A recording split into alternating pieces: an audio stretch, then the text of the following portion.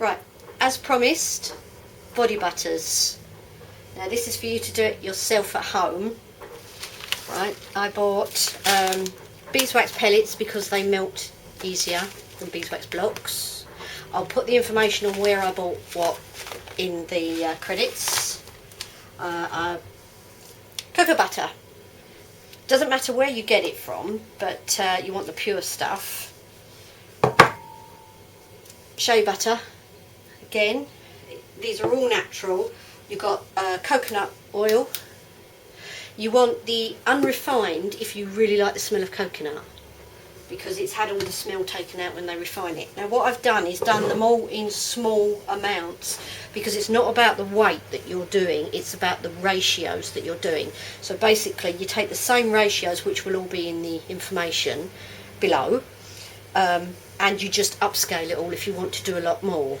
But bear in mind that these do have expiry dates, so don't do massive amounts, because you know it's natural, it doesn't have preservatives. I apologise if you can hear the washing machine. Just started to spin. Anyway, I bought a cheap pan, which I keep. Stands to reason to me, don't use it for food or anything else. I use it just to do this. And I have a measuring jug because it has a pour lip on it, because I have put so much stuff all over the kitchen. But if you buy one of these with a pour lip, then you're okay. I also have natural vitamin E, because that's really good for the skin. And some people like lavender oil. Don't put too much in it, because it really is less is more with lavender oil. It's a couple of drops. But if you're making it for a member of your family, find out if they like lavender first, because it's not always obvious whether they like lavender or not, and lots of people have actually said that they find the smell very overpowering. You do have coconutty smell, chocolatey smell from the cocoa, so you're going to get that anyway regardless. So I think that's it. What I've done is I've done it in tablespoon measurements. I've got it already. 1 tablespoon of beeswax, half a tablespoon of coconut, should be round that way just to make it nice and easy. Okay. Of coconut, half a tablespoon of cocoa butter. Cocoa butter looks like that. If I get the lid off, it's just decided it doesn't want to come off. Right, it's hard. I break bits up with a knife.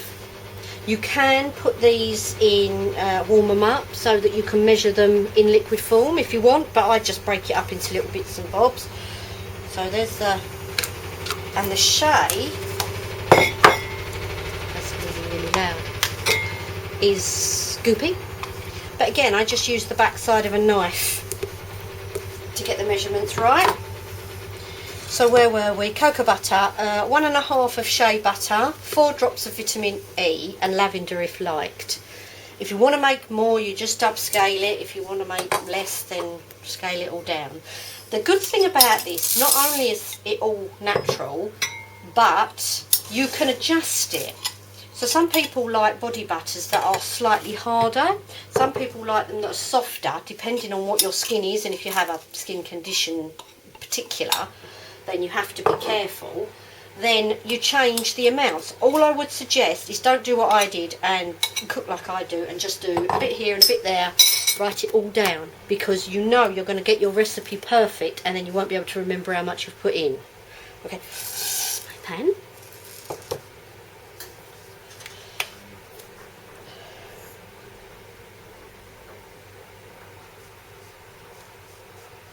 Four of the vitamin E, and because I'm doing this particular batch for somebody that likes lavender, I'm going to put 2 of lavender in, not too much, because otherwise it can get a bit cloying.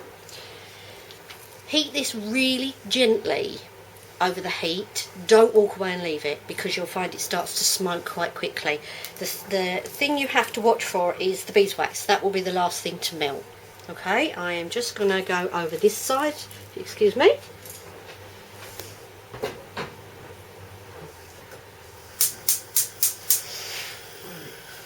Keep it low. Don't walk away.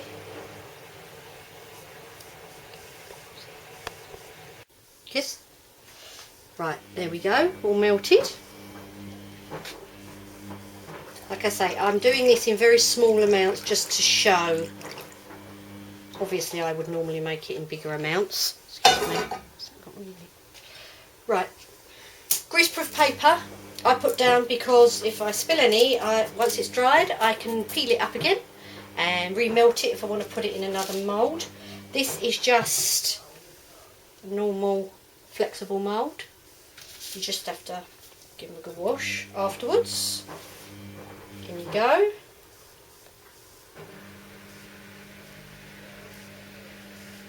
There you go.